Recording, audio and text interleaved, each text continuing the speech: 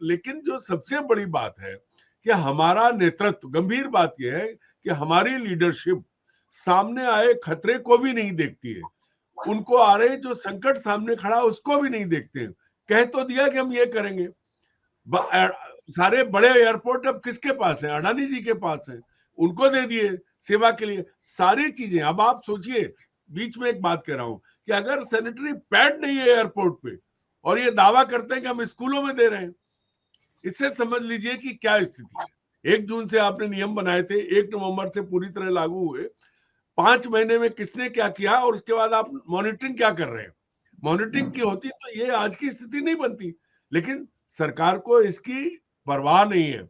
आम आदमी मरता है। आप बताइए सरकार ने कहा परवाह की? एक उदाहरण बता दीजिए कि सरकार ने परवाह की। मणिपुर जला, सरकार ने परवाह की क्या? श्रीनगर में इतना बड़ा कांड हुआ, सरकार ने कोई परवाह नहीं की, सिर्फ इतना किया कि पाकिस्तान से युद्ध कर लिया और देश की नाक कटा दी। लद्दाख में जो सरकार कह के आई थी उसने वो नियम नहीं लिए, लद्दाख जला, उल्टे सोनम वांगचुक को जेल में डाल दिया, सरकार ने कुछ नहीं किया। दरअसल सिवाय बातों के कहीं किसी भी मुद्दे पर सरकार ने कोई स्टैंड नहीं लिया। किसान परेशान होता रहा, मजबूरन नियम वापस तो ले लिए, लेकिन किसान को कोई राहत नहीं दी। आज भी किसान ब्लैक में खाद खरीद रहा है। आप और हम हर जरूरत की चीज को लेकर के परेशान है। हवाई यात्रा पर तो चूंकि ठीक है 4-5 लाख लोग प्रभावित हुए, लेकिन इससे जुड़ी हुई व्यवस्थाएं देखिए आप, लाखों लोग प्रभावित हुए हैं, जो इससे होटल इंडस्ट्री से जुड़े हैं, टैक्सी से जुड़े हैं, जो शादी ब्याह से जुड़े हैं। कई शादियां कैंसिल हो गई, लेकिन कोई फर्क नहीं पड़ता। हमारे को क्या फर्क? कहने को हर चीज में सीना ठोकेंगे, लेकिन इसको हिंदी में एक शब्द है दूरदर्शिता, अंग्रेजी में फोरसाइट कहते हैं, वो है नहीं, देखना ही नहीं है। क्योंकि फुर्सत मिले तब ना, हमें तो देश लूटना है, हमें एसआईआर करानी है, हमारा पूरा ध्यान जो है बिहार के बाद बंगाल पर है। हमारा ध्यान आदमी की सुविधा पर नहीं है। अगर सुविधा पर होता तो जब आपने कानून बनाए थे और आपको पता है कि पायलट को फटीग होता है, फ्लाइंग आवर्स उसके लिमिटेड होने चाहिए, और उसका असर जो हवाई जहाज में बैठे होते हैं लोग, उनकी जान पर पड़ता है। अहमदाबाद में इतनी बड़ी दुर्घटना हुई, उसका क्या रिपोर्ट आई आप ज्यादा बेहतर बता पाएंगे। कोई अभी तक पता नहीं है क्यों हुआ, वो क्या कारण हो गया। क्या कोई कहता है फ्यूल का स्विच बंद था, कोई कुछ कहता है, आज तक किसी ने नहीं बताया। और एयरबस तो बताने वाली नहीं है क्योंकि उसकी तो नाक कटेगी। कोई भी जिम्मेदार नहीं है। देश की जनता जो है मरे कटे, उसकी कोई परवाह किसी को नहीं है। आज अरुण जी, क्योंकि मयूर भाई यहाँ पे, अभी मैं कुछ कहना चाहूंगा आपको। आज सवेरे मैं जब मयूर भाई से बात कर रहा था तो मैंने उनको बताया कि मयूर भाई, आपको शायद पता हो या ना हो, लेकिन मैं कल दोपहर तक ये सोच रहा था कि सिविल एविएशन मिनिस्टर हमारा जो है मिस्टर सिंधिया, वो जो तो थे हाँ वो थे। तो आज मुझे, मतलब कल ही मुझे पता चला कि mister K Ram Mohan Naidu is the new civil aviation minister. Now so much for, जब मैं मतलब मैं और मयूर भाई जो हैं हम उम्र, और मैं मयूर भाई को ये कह रहा था कि मयूर भाई, जब हम लोग बच्चे थे, जब व्हेन वी वर स्टडीइंग, तो हम लोग जनरल नॉलेज के लिए पढ़ाई किया करते थे, और हमको लगभग सारे ministers, if not everybody, then at least about 80% of ministers के सारे नाम याद होते थे। आज हमें ये पता चल रहा है, इस घटना के बाद मुझे ये पता चला है कि mister K Ram Mohan Naidu is the new civil aviation minister. चाहता हूं कि हमारा देश में जो नागरिक विमानन है वो इस तरीके से तरक्की करे ताकि लोगों को, क्योंकि आप लोगों की सेवा करने के लिए बैठे हैं ना, आप राजा तो नहीं है, आप लोगों की सेवा करने के लिए बैठे हैं। तो जिस भी मिनिस्ट्री को आप हेड कर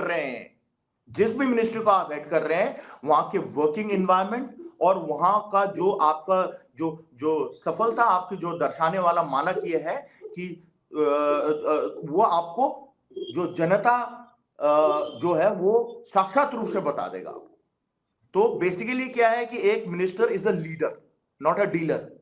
So he should be basically talking about his philosophy.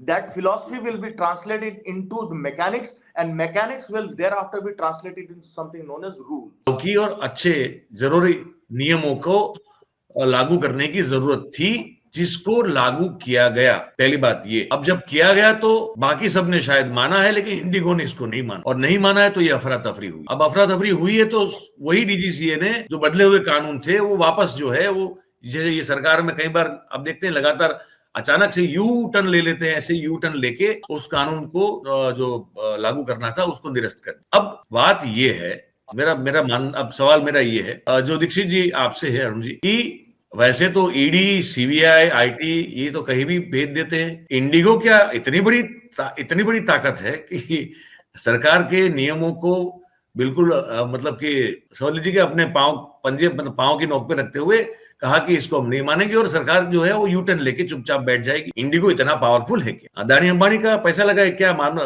समझ में नहीं आ रहा है, क्या सीन है वहां? ये मयूर भाई, ये जांच का विषय है, लेकिन एक और चीज समझिए कि इसके साथ साथ जो इंडिगो के फ्लाइट रद्द होने के बाद दूसरी एयरलाइंस ने जो कमाई की है, 1 के 4, 1 के 10 लिए हैं, उसको किसका संरक्षण, उसमें किसका हिस्सा है? क्योंकि वो तो सरकार देख रही थी। हमारा गुजरात का जो बड़ौदा है, बड़ौदा से बेंगलोर जा रही इंडिगो फ्लाइट में सफर के दौरान एक परिंदा, कहीं पापा का परिंदा होगा, घुस गया होगा, वरना और तो कोई घुस नहीं सकता, वो परिंदा फ्लाइट के अंदर भीतर उड़ता हुआ घूम रहा है। अब ये मतलब ये कितना डेंजरस या क्या हो सकता है मुझे नहीं पता। आई थिंक आप इसको ठीक से समझा पाएंगे। Let me show you that visual.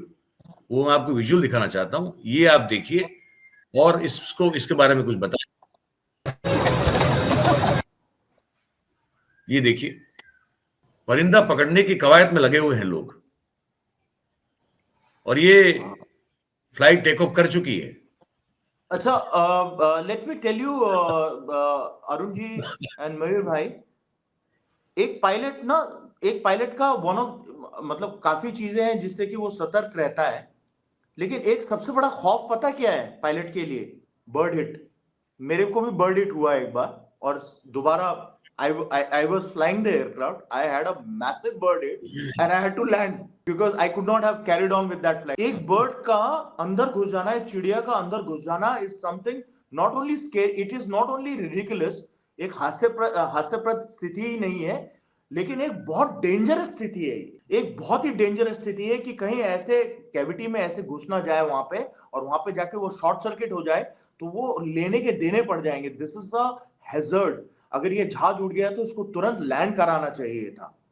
अब ultimately where does it boil how, ये कैसे हुआ? ये काम था इसको इंश्योर करना कि flight is totally fully ready for take off. ये ग्राउंड क्रू का काम था।